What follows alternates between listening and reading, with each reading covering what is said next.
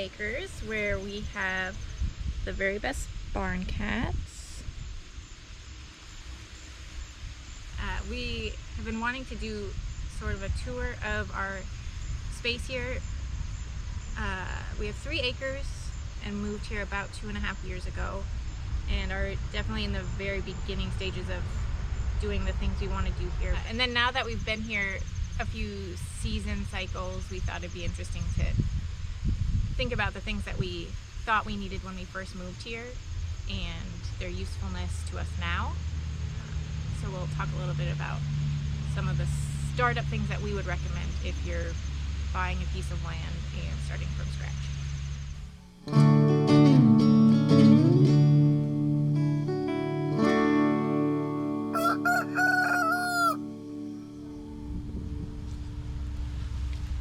We bought a piece of property that has about an acre of woods on the outskirts of it, and although they haven't been very useful in terms of grazing animals or anything, there's just a lot of burdock and brambles and things that wouldn't work very well with the sheep that we've kept. However, it has been a really lovely addition for a place for the kids to play, and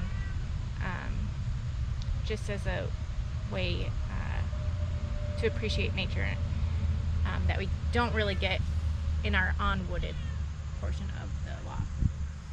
One interesting thing about the wood space we have here is that we have a dry creek that runs through it. So after heavy rains and in the spring when all the snow melts, we get a significant flow of water, which is always exciting for kids.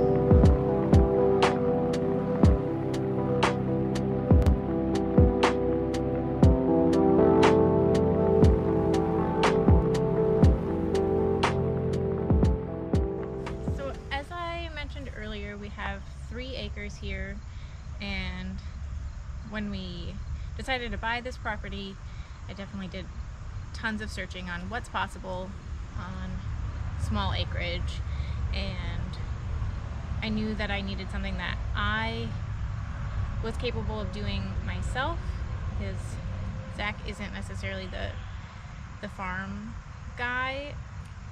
So I settled on sheep, which I've really loved having. So we've been able to raise sheep. This is our 3rd season doing grass-fed lamb, and this was our 2nd year of doing large groups of meat birds. And then we've had a laying flock ever since we lived in town, and we have brought them here and expanded that flock a little bit as well. We have 2 gardens that seem to be expanding every year. So I think first we'll walk through the gardens. The wind and everything's a little loud today, so we'll see what we can get on film. This is where we finish off the meat birds. You can tell that the grass is really lush and comes back really strongly after they're gone. This is our little shed that we built just for nighttime protection for the birds. It's always accessible. It's propped up and birds can go in and out as they please. Just built with scrap wood and steel. You can kind of get an idea of what things look like before we were here. All this Queen Anne's lace and ragweed and goldenrod was everywhere, and As you can, I mean, we've just mowed this here, but the lower half has just been grazed by sheep and not mowed. And it's been really interesting to see the transformation of the space by grazing sheep here. One thing we want to do moving forward is to get rid of this fence and maybe put up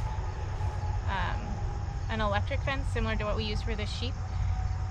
It would keep animals out, ideally, maybe not deer, but we haven't had any deer issues in the garden yet. But it would be easier to move it and mow along this edge, which it bugs me to no end that it's like that, but it's too much work to move this fence to mow.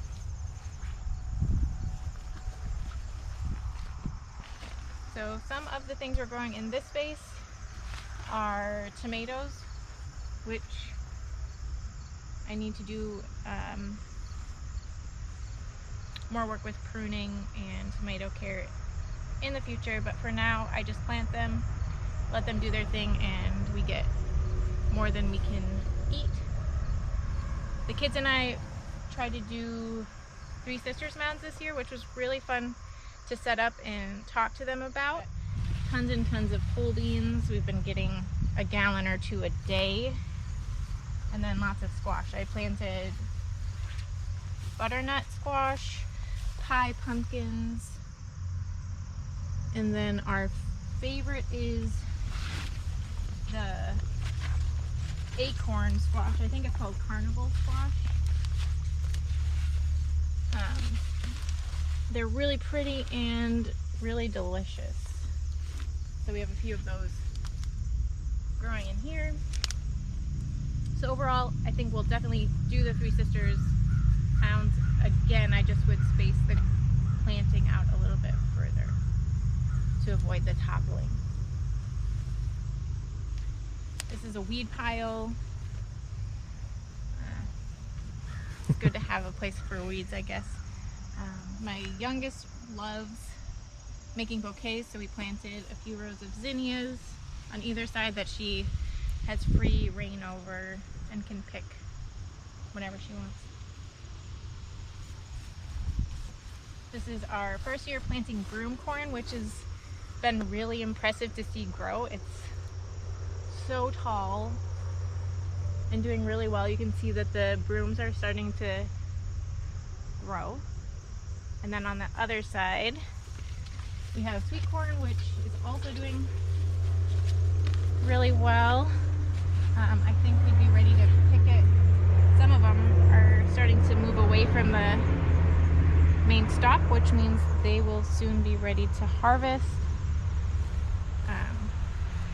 We have tons and tons of volunteer tomatoes because, I mean, it happens anyways, but the end of last season, my children and my sister had a rotten tomato baseball game in here, which was hilarious, but the amount of baby tomatoes was astonishing this year.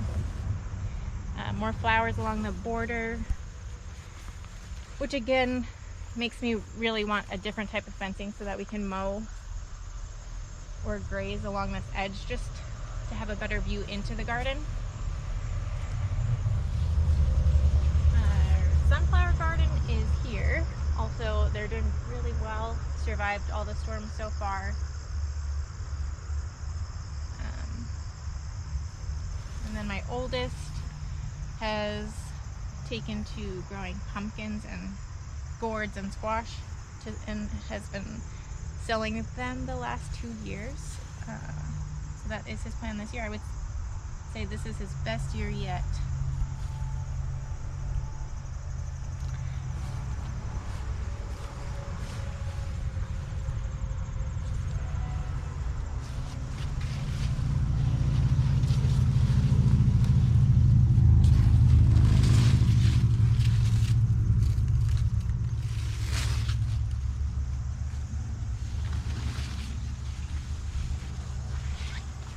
I would definitely admit to the fact that gardening with kids is not always my forte.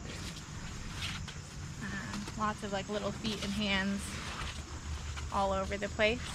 But this year they helped they really helped plant everything, and then giving them their own spaces to do things has also been really helpful with the cut flowers and the pumpkins, and that way they have kind of their zones if I need a little bit more space in other areas. But yeah, some super cool, it was fun picking out some new varieties for Julian this year. He's been loving seeing all the growth. There's some hanging out on the outside, which he thinks is awesome. Yeah, and they're everywhere. They're really growing well.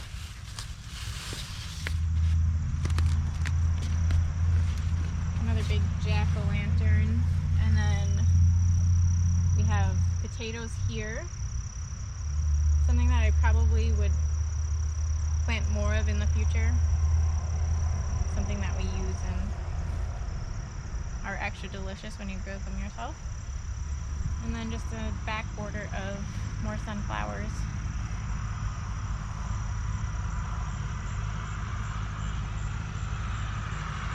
Our neighbors down the road have a farm, so we get tractor traffic all day. The first 2 years that we were here, we tilled this with a tractor, and then everything was down to dirt, and then by the end of the season it all looked like this again. So this year we decided not to till it, and I just used a shovel to dig up where I was planting things, so the rows. Yeah, so our weeding efforts this year has just been to mow or scythe paths and dig up where we wanted to plant things, and I think that is probably what I'll do going forward too. It always looks really nice to till, but it's not long lasting when this is what you're dealing with. My plan every year, I always draw a plan out and everything's always in super neat, orderly rows, and then I get out here in the space and then it's never very, I don't keep to my It's picture, but more orderly than she gives herself credit for.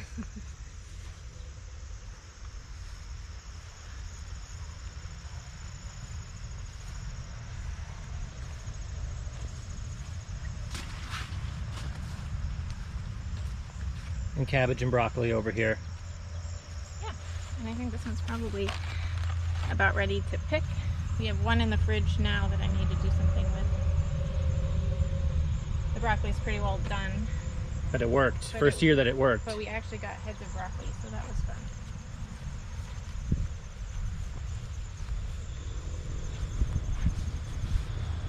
And then we moved our compost down here this year. And it's been nice to have compost close to the garden. And before we built the house, as soon as we bought the property, we set up this fence and made this garden. I've been slowly moving out the perennials now that we have more landscaping done, which is opening up space for vegetables. And I feel like my long-term plan for this is to, this would be where I do like kind of a kitchen garden where I would plant the peppers, the herbs, the things that we use most regularly, or where I need better soil or garden beds for things like beets. I definitely don't devote as much time to them as I would like, but someday. That's common theme. Yeah, common There's theme. never enough time. Never enough time. But in this garden, I try to keep up a little bit better with weeding. I was away for a few days and it got a little unruly, but it's coming. It's easy to whip back into shape with the garden beds. So I have peppers in here. Unfortunately, our raspberries have just like taken over the garden again. We moved them here.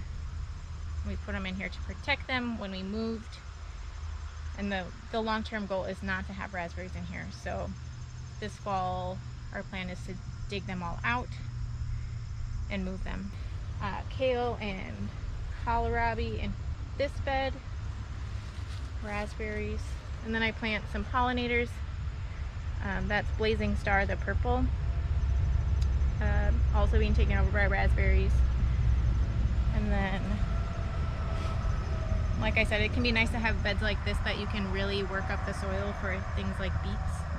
So I have an herb garden here, that has mostly perennials in it, and then I plant a few annuals like basil and rosemary.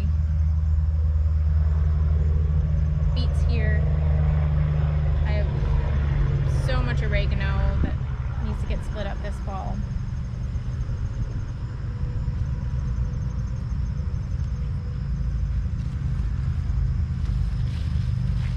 We moved our strawberries in here from when we moved. They're actually doing really well this year. This is our second crop of them, which is fun. Sometimes you have to eat the good ones before the kids see them because we don't get very many. Yeah, so going forward, I'll definitely be pulling out raspberries, some of this excess oregano, which is really nice. Bees love it. It's pretty, it flowers. It's good for sheep if they get sick. So I like having it, but we can definitely move it somewhere else to make more space in here. This is just a wildflower mix here. This is where we tried to contain the raspberries at first, but most of these canes now need to be cut. They're spent. And then I have a few blueberry bushes in the back that also will get moved this fall now that we have more space. And then you can see some empty beds. That's from garlic has been pulled. I pulled out the bolted lettuce, some volunteer tomatoes that are really taking over. Rutabaga, the barn cat.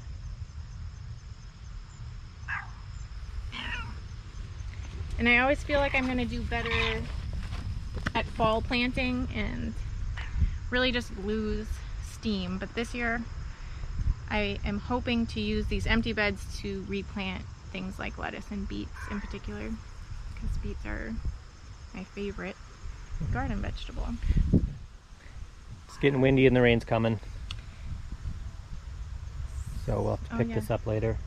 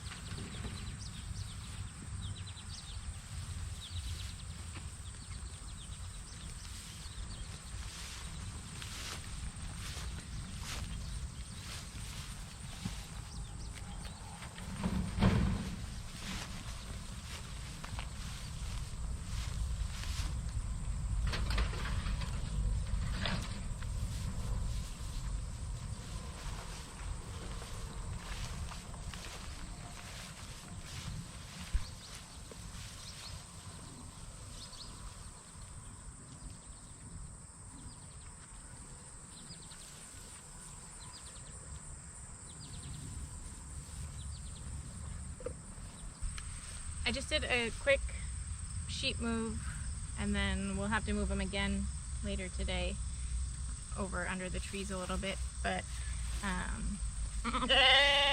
this is our third year having sheep. Our first year we started with 2, and we got them already weaned, and we got by with just this simple shed that we built with random spare materials, and we housed them in that black shed in a little pen using some pallets. So pretty minimal in terms of supplies and structures, and that got us through the first year. We got a few sheep that were weaned last year, and then got 2 bottle lambs. So that was our first time having bottle lambs, and we had to keep them in the garage, and again just used a pallet structure, pretty simple, until they were weaned and ready to move outdoors.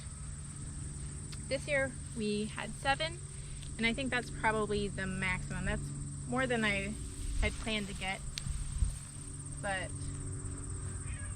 we have about 2 acres, I would say, of grazing space, and 7 seems to be about the limit that we can have here. And they were all bottle babies. There's a previous video that shows how I set up a structure in the garage for the 7 bottle lambs, and then really have gotten by, even with 7, with this small structure, just to provide some shade and protection from rain. And that brings me to our final sheep structure, which is over there, which we call the sheep shed.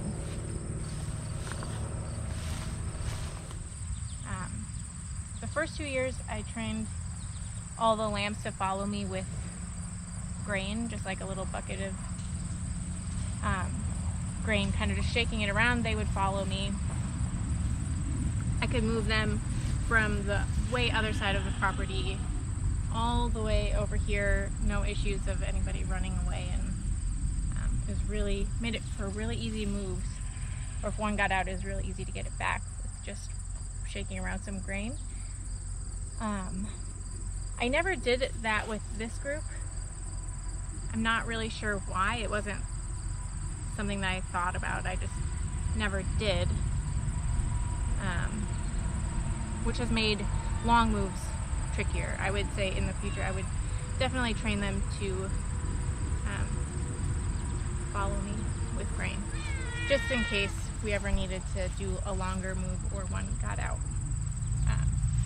But a structure like this we built pretty completely with reclaimed lumber that was just sitting on a pile here when we moved, and then I think we just had to get some new plywood and 2x4s. Everything else was here, just some roofing left over from the house build. And the idea behind it is that we could do a fence line down the middle here, and we could split the space into 2, and they would have access. But yeah, we haven't used it much this year, and it has come in handy for wood storage and other things. And I do think down the road will be used again more frequently. The other structure that we have at the moment is this 10 by 20 shed that we just ordered, kind of like a prefab thing that was delivered and dropped off. Chickens, we're just kind of testing out this plan right now where we have them inside of a fence. Normally they are free to go wherever they want, which is really great, and we like watching that, but they keep tearing up along the edge of the house, and anytime you have animals, there's a lot of poop, and chickens poop a lot. There's chicken poop in spaces we didn't really want, and they were digging up flower beds. So we're testing this out. We'll see how we feel about it in the coming months. Yeah, I believe we have 15 chickens right now, it fluctuates between 10 and 15. We hatched out a few chickens in an incubator this year, so we have a few extra. An even bigger reason to do the electric netting at this time was because we started getting a lot of raccoon pressure, which in our first 2 years we didn't have any issues with, although we knew that there were raccoons in the woods and that ultimately that probably would become an issue. So we lost one chicken to a raccoon, and then we decided to add the extra security of the electric fence, and that has made a difference. We haven't lost any more. So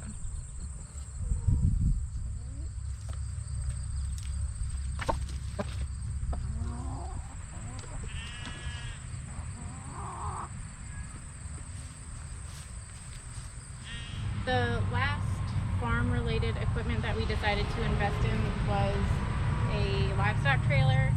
We were able to find this on Craigslist for a few $100s, which seemed worth it to us. The first year we had to borrow somebody else's trailer to take the sheep into the processors. So just something to consider if you are raising animals that you need to take in, where you're going to get a trailer, how you're going to do it, and then decide if it's worth it to invest in a trailer. That's a good one. This summer yet we had plans to do a little bit of refurbishing on it because it was sitting in somebody's lot for probably years and years. So we have to do some tire work. We're going to freshen up the boards on here. Maybe lay a new floorboard inside just for some sturdiness.